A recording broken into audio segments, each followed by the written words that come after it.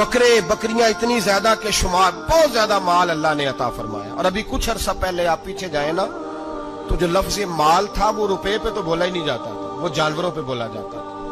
بہت زیادہ مال اللہ نے دیا، بکریاں، گائیں، اونٹ، بیل، بڑا کچھ. تو رب کریم نے فرشتوں سے فرمایا کہ واتخذ اللہ ابراہیم خلیلا، ابراہیم میرا دوست ہے. تو فرشتے کہنے لگے یا اللہ جسے اتنا کچھ دیا جائے اس نے دوست تو بننا ہی ہوتا ہے، تو نوازا ہی پڑا ہے، اتنا مال، اتنے کھیت کھلیان، اتنا کچھ. اللہ کریم نے فرمایا جاؤ آزمائش کر لو، امتحان لے لو. فرشتہ امتحان لینے پہنچ گیا.